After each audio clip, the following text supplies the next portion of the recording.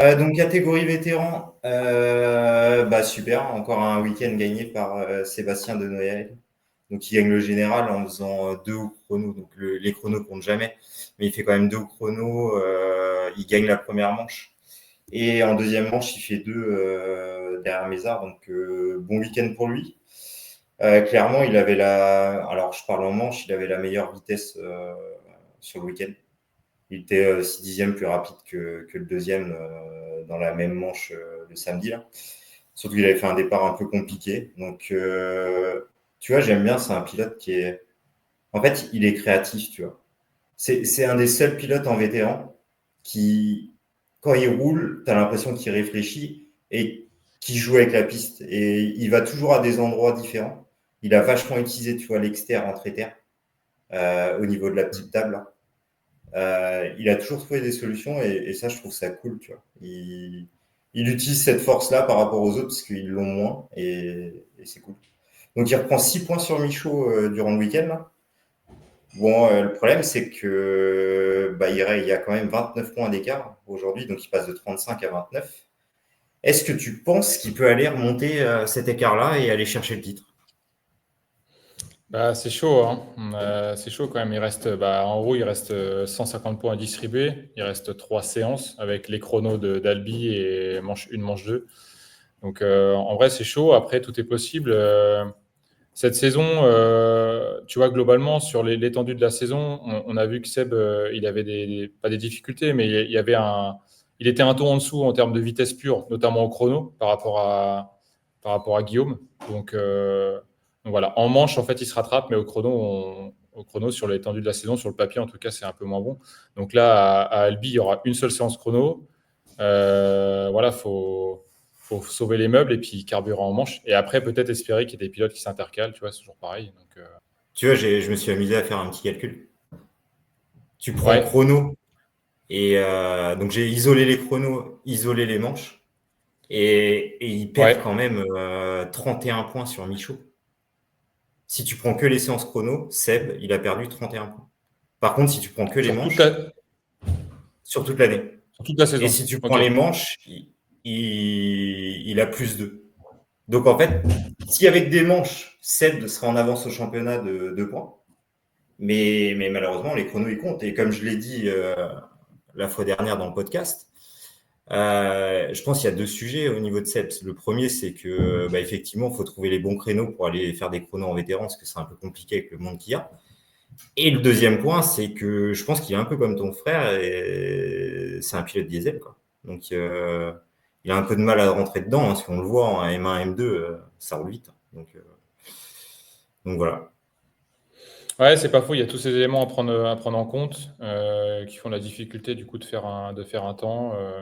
Après, tu vois, si j'ai été voir du coup donc je disais au chrono, Seb, il a un temps en dessous, mais par contre au Val d'Argenton, il pleuvait en début de saison, et là il a pris 2 secondes une en fait par rapport à Michaud. Donc ils étaient en milieu de tableau, je crois, ils étaient même en début de tableau, mais pas un et deux. Et du coup, Guillaume, il était à 2 secondes une derrière Seb sous la pluie, tu vois. Donc là, à Mm. Albi. Bon, on est dans le Tarn, ça m'étonnerait qu'il pleuve, mais voilà, ça peut.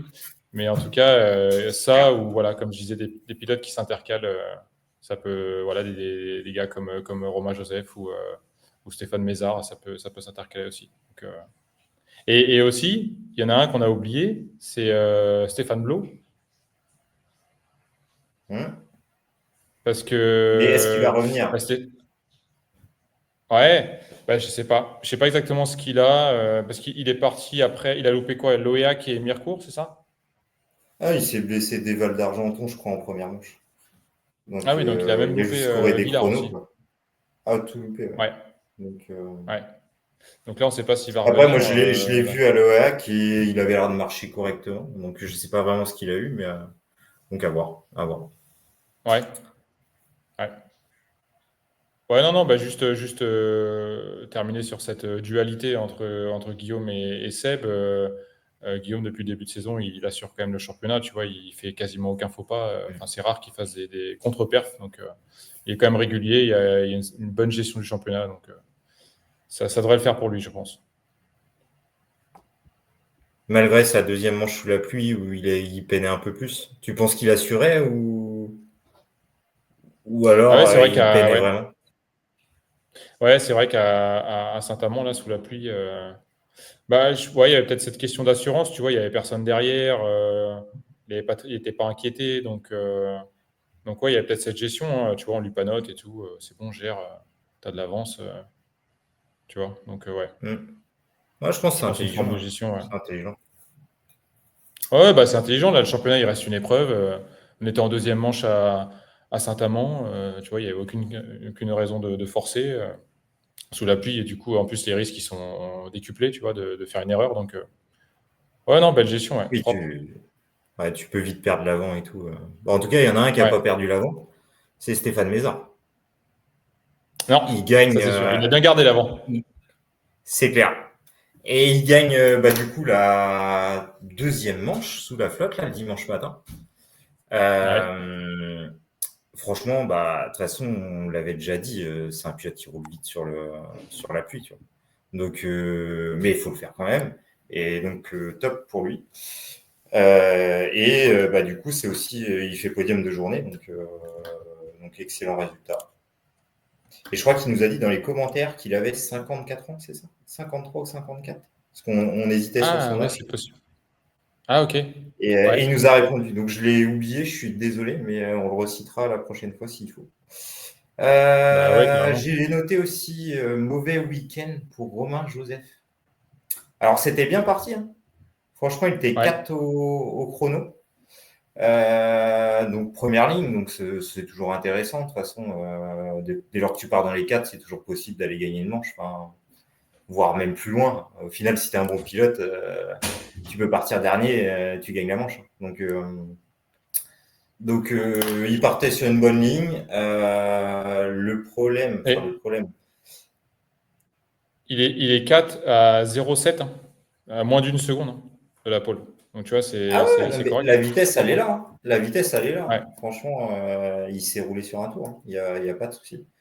Après, moi, c'est plus sa gestion de manche ou, enfin, pas vraiment sa gestion de manche, mais en fait, il a tout perdu avec l'accrochage avec Seb en première manche.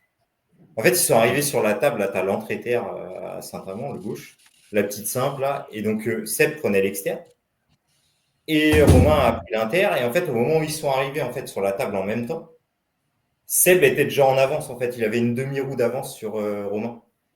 Et en fait, il a fait l'erreur de vouloir aller jouer avec lui jusqu'au bout. En fait, pour moi, il aurait dû soit piquer direct et aller sur la crotte à l'inter et recouper complètement Seb. Ou alors, bah, là, c'est trop tard, tu es en panique, bah, va à l'extérieur où personne va, tu vois. Mais au moins, tu tombes pas et puis, bah, au pire, tu as juste perdu une place, tu vois. Et s'il aurait pu, ça se trouve, il aurait pu aller le rechercher dans l'autre sens, tu vois. Ouais, il Donc, s'est je trouve porté ça à sa dommage. hauteur, Et hein, puis, Seb, du coup. oh, bah, même plus que sa hauteur, il y avait, je te Ouais. dis, il y avait une demi-roue d'avance, tu vois. Ouais. Donc, et puis, Ouais. même Ouais. si tu es à la même hauteur, au final, il est mieux placé dans le droit d'après. Donc dommage, dommage. Et puis le Ouais. lendemain, bah, il casse la chaîne. Donc, week-end à Ouais, en oublier. deuxième manche, Franchement, ouais. et en plus, il perd sa cinquième place. Donc, Ouais. dommage, dommage, dommage. Ouais, dépassement musclé de Seb, mais oui, comme tu dis, bah voilà, t'es au coude à coude, t'es côte à côte, donc bon. Après, moi, j'ai pas trop vu ce qui s'est passé, mais ouais, c'est délicat, ouais, c'est sûr, Si, c'est sûr. Après, si, ça se si joue en une fraction de Alexandre, seconde. si Alexandre, tu nous entends, l'année prochaine, est-ce que c'est possible que tu coupes l'arbre, les quelques feuilles d'1 mètre là? Parce que, tu sais, quand tu es au bout de la partie terre, enfin, l'embranchement de la partie terre où tout le monde se met, là où il y a le plus de public, bah là, tu vois toute la partie Ouais. terre. Par contre, si tu es un peu vers la buvette, tu es obligé de te baisser et tout pour aller voir ce qui se passe en dessous, tu Ah vois. oui, il y a les feuilles qui gênent, ouais. Ouais, pour aller voir pour les Ouais, spectateurs, ouais. Ouais. ouais. Ouais, bah oui, après, Mais la bon, végétation, ça apporte là, du j'étais plus bien aussi. placé. J'étais bien placé, Ouais, c'était le samedi, donc ça allait, il n'y avait pas trop de monde. ouais, c'est sûr, c'est sûr. Marcelo Silverio, donc le Brésilien du pilote SGR, il claque sa meilleure perf de la saison au chrono, où il fait troisième, mais aussi sa pire perf en deuxième manche. Il fait 12e. Donc là, on a un week-end assez contrasté avec des résultats, des hauts et des bas. Et du coup, voilà. Là, il est quatrième au championnat. Petit mot sur Fabrice Papin aussi, qui a remis sa pole au Val d'Argenton. J'ai regardé un petit peu ce qu'il a fait depuis le début de saison. Il fait ses meilleurs perfs du coup de l'année avec. Il fait P4 et P3.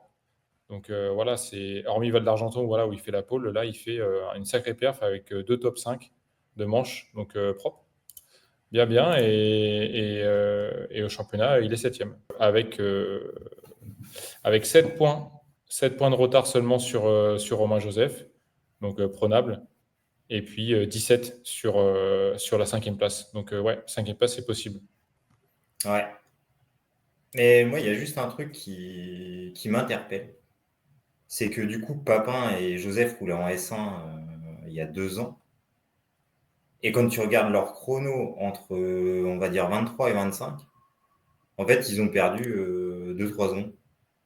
Donc, est-ce qu'en fait, ils se calent sur le niveau du vétéran et ils en mettent un peu moins, ou est-ce que le S1 les tirait et les permettait de rouler plus vite? Donc, c'est une question que je m'étais posée. Voilà.